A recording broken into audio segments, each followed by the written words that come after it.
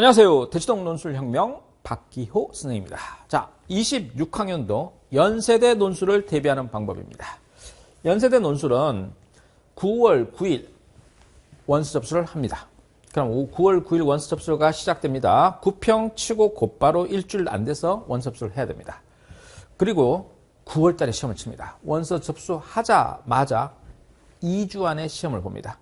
자연계열, 인문계열 27일 토요일입니다. 자연계열은 오전, 인문계열은 오후에 봅니다. 시험 장소는 9월 24일 수요일에 공지를 하게 되고요. 논술 100%입니다. 자, 논술 성적으로 합격자, 불합격자를 결정합니다. 내신 반영 안 됩니다. 내신 7, 8, 9등급도 연세대 붙을 수 있습니다.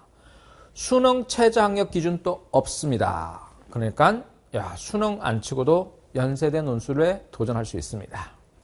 자, 이제 동점자인데 동점자가 될 가능성은 거의 드물어요. 커트라인에 딱 걸려서 누구는 합격하고 누구는 떨어지는데 동점자일 경우 그때 논술 성적 동점자를 발생시켰을 경우 이제 내신이 반영 안 됨에도 불구하고 교과 점수 순으로 선발한다.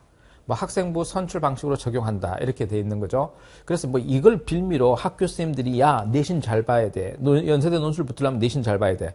그건 어림없는 소리다. 왜? 그냥 논술에서 1점 더 받으면 되는 거고, 커트라인에 딱 걸린 애들끼리 논술 점수가 같은 경우 거의 없으니까 상관없어요. 그 다음에 교과 점수 산출 불가자가 있죠. 이렇게 이미 3년, 4년 졸업한 지 3, 4년 지난 친구들은 논술 점수로 비교 평가를 합니다. 자, 그래서 이제 학교 폭력에 대해서도 올해는 감점을 합니다. 감점되는 점수를 보세요. 학교 폭력에 대해서.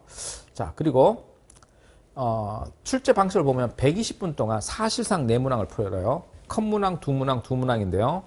소문항이 4문항이에요. 그래서 600자가 되니까 총 2,400자나 풀어야 돼요. 2시간 만에. 그래서 시간이 부족해요. 논술 실력이 월등해야 이게 합격하는 구조예요. 그러니까 고대하고는 다른 거예요. 고대는 수능 체제가 있어서 수능 체제 맞추고 논술 준비 조금만 하면 되지만 연대는 논술에 시간 투자를 많이 해야 됩니다. 자, 여기서 논리력, 창의력, 종합적 사고력을 평가하는 다면 사고형 논술 시험이다. 그래서 인문계는요, 사회 교과목이 통합되어 있어요. 국어, 사탐을 보는데요. 영어 제시문이 포함됩니다. 그리고 수리 통계 자료도 풀어야 되고요. 과학 지문도 나올 수 있습니다.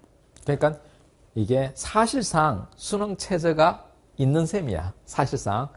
영어도 1, 2등급 나와야 되고요. 합격자 중에 3등급 합격자도 있습니다. 수학도 수리논술 풀어야 되니까 수학 등급도 1, 2, 3등급, 3등급까지. 4등급 중에 가끔 합격하는 학생이 있고요.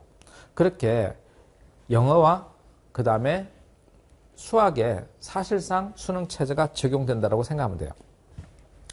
자, 이제 여기 올해 재밌는 것은 진리 자유학부에서 인문계 12명, 자연계 12명 뽑아요. 자, 그래서 여기에 논술 전형 안내를 보세요. 문과대학에서 이거 인문이라고 써져 있는 것은 인문 논술 보는 것이에요. 경영대학 15명 뽑고요. 그리고 경제학부 5, 응용통계학과 2명, 나머지는 이제 4, 5명씩 뽑습니다. 사회과학 분야에서 정치외교학과 6명, 대부분 6명이죠. 그리고 진리 자유학부에서 인문으로 12명, 자연으로 12명 뽑습니다. 이렇게. 뽑는 인수가 335명밖에 안 됩니다. 자, 그리고 출제 경향과 대비법을 보면요.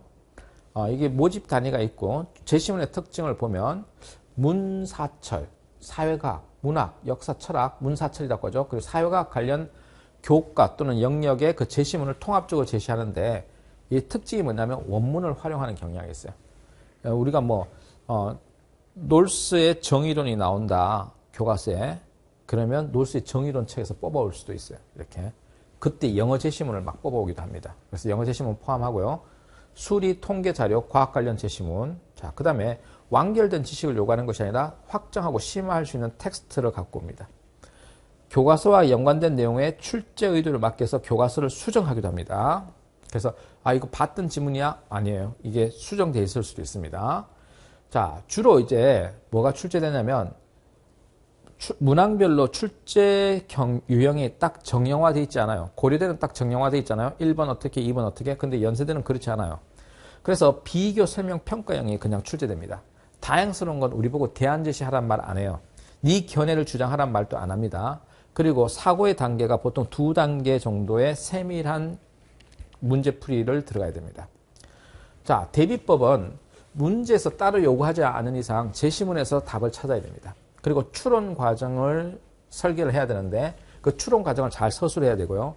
여러분의 신념이나 여러분의 가치관 집어넣지 마세요. 그리고 하나의 문제에 대해서 여러 가지 답안 작성이 가능해요. 결국 답이 딱 정해져 있진 않아요. 그렇지만 답의 폭은 정해져 있어요. 답이 A다, B다 이러진 않았지만 A, B, C, D 중에 답을 써야 된다 이거예요. 그래서 답안의 폭은 정해져 있고 답이 뭐다라고는 정해져 있지 않아요. 그래서 여러분이 논리적으로 잘 서술하면 됩니다. 자, 제시된 제시문의 정보를 단순하게 보지 말고요. 전제와 결론을 잘 고려해서 확장적이고 심층적인 사고 과정을 보여주면 됩니다. 그래서 여러분 어떻게 연습을 하냐면 비교형, 설명형, 평가형에 대해서 답안 작성하는 연습을 해야 됩니다. 특히 최근에는 설명 평가형에 집중적으로 출제되고 있어요. 그리고 25학년도에는 설명형으로 쭉 그냥 문제가 도배해버렸습니다. 연세대는 최근 경향하고는 무관하게 비정형적 특성이 나올 수 있으니까 여러분은 논술의 출제 유형에 대해서 어떻게 답을 서술해야 되는지를 공부하시기 바랍니다. 기본 강의 다 돼 있어요. 그 기본 강의 잘 들으시면 됩니다. 자, 이제 뭐 채점은 어떻게 하느냐? 내용적 측면과 형식적 측면에서는요. 형식적 측면에서는 그냥 단문으로 쓰시면 됩니다. 명료하게. 그리고 내용적 측면에서 제시문의 내용을 타당한 단어나 개념을 사용해야 된다. 즉, 요게 개념을 잘 사용해야 돼요. 사회과학적 개념을 잘 사용해서 문제를 풀어나가시면 됩니다. 그래서 내용적인 부분에 배점이 없습니다. 그리고 제시문을 그대로 카피하면 안 돼요.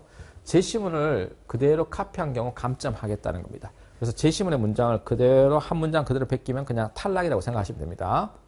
자, 25학년도 기출문제 보면 1-1번, 1-2번, 여기 1번 문제, 2-1번, 2-2번, 2번 문제예요.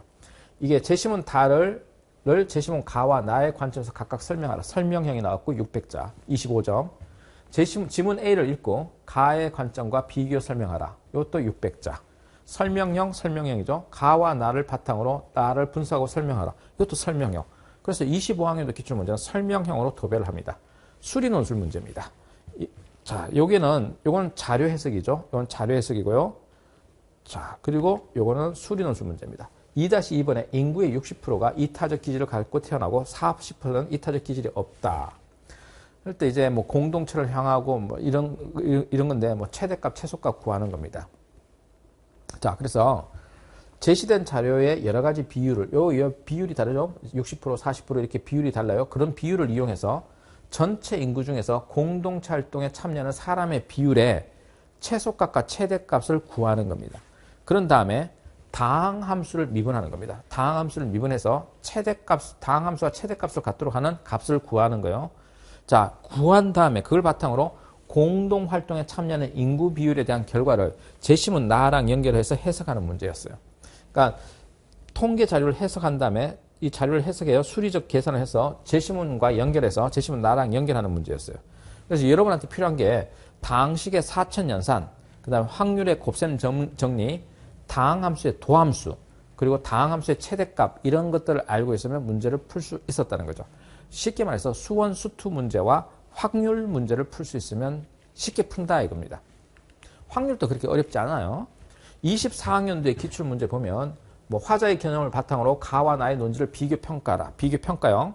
지문 A. 그러니까 여기는 제시문 가나 다를 주고 지문을 하나 더 주는 겁니다. 연세대 문제가 그래요. 다의 화자의 내면적 변화를 세계 시민주의 관점에서 비교 분석하라.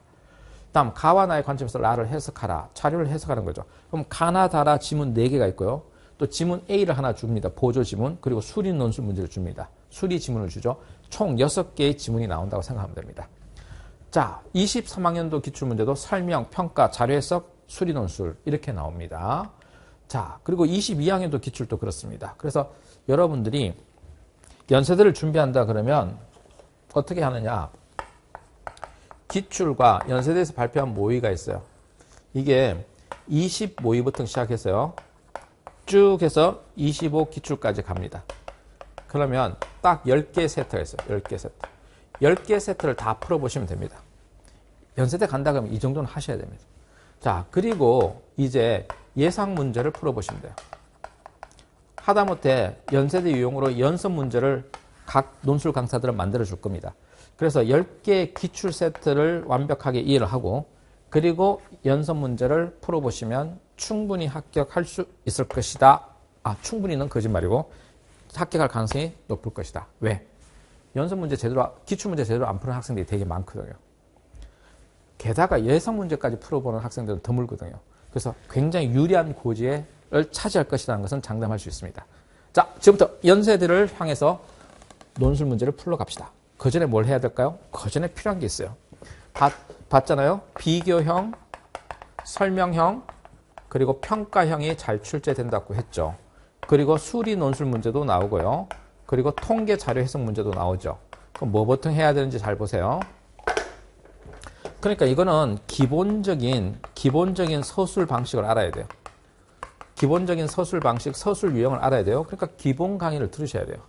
자, 그리고 통계 자료 해석을 해야 돼요. 통계 자료 해석하는 방법 있죠. 요거 원리를 배워야 돼요. 그 다음에 수리 논술 문제에 기출 문제를 풀어서 적용할 수 있으면 돼요. 수학은 그렇게 어렵지 않아요.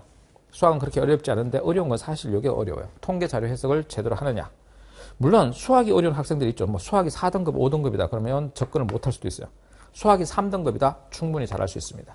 자, 이제 영어 제시문 또 하나 껴있죠. 영어 제시문은 영어 1, 2등급이면 충분히 잘할 수 있습니다. 3등급이면 애매모호할 수 있습니다. 자, 그래서 지금부터 사실상 영어랑 수학이 된 상태에서 여기서 기본 유형 공부하시고요. 통계 자료 공부하시고 그 수리 논술 문제를 풀면 됩니다.